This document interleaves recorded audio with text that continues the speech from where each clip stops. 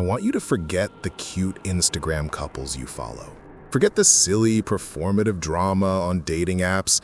This isn't a story about ghosting or being dumped. This is about what happens when love stops being a choice and becomes a spiritual contract.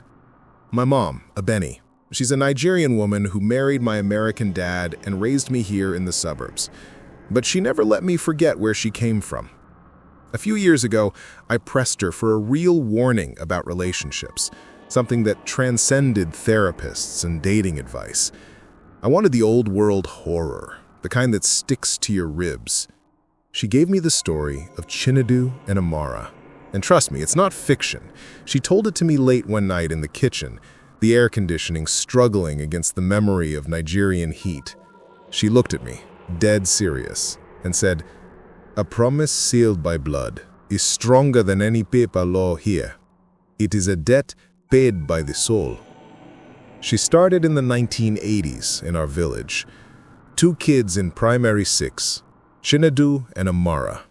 Chinedu was the star, the village golden boy. He had that restless ambition, that hunger that meant he was destined for the big city, Lagos maybe. He was popular, clever, and already dreaming in millions. Amara was the quiet anchor. She wasn't flashy, she was depth. Her love for him was the kind that doesn't ask questions, it simply is.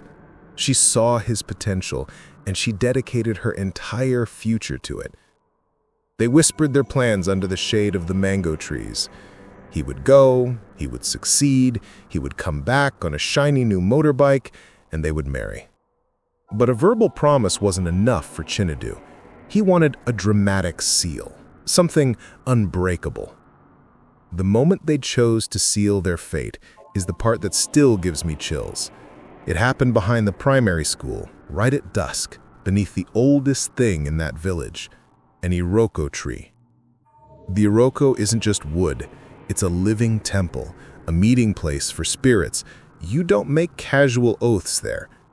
Chinedu and Amara, armed with a broken piece of school slate, knelt.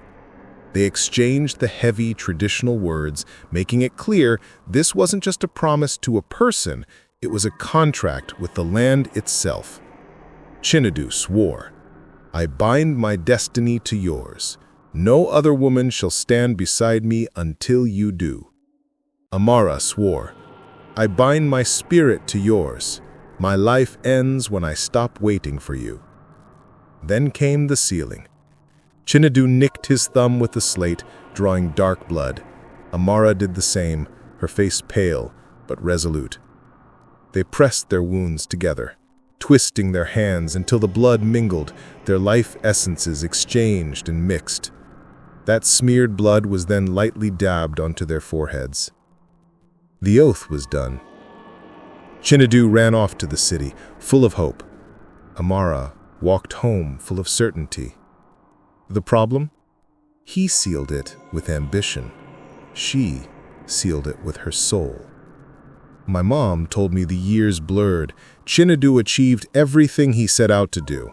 He stopped writing. The village heard he was a success story in the capital. New suits, new car, a whole new modern life. He forgot the dust and the ghost of a promise made under an old tree. Amara? She remained. She became a local fixture. She refused every suitor, every offer of a modern life. She'd quietly correct people who spoke about her future. It is set. He is just late. Her devotion morphed from love into an iron discipline. She was waiting for the bike. She was waiting for the man, bound to her by blood. My mom looked right at me when she finished that part. 33 years, Michael. He forgot a silly promise. She held tight to a sacred contract. And the village knew, deep down, that when you make a contract with the spirits of the land, one of 2 things must happen. You must fulfill it, or you must break it with ritual. You cannot simply ignore it. Chinedu ignored it. And 33 years later, that oversight came due. If you'd like to follow the rest of Chinedu and Amara's story and discover the terrifying price of a broken blood oath, be sure to subscribe to my YouTube channel. I'll be releasing the next chapter there very soon.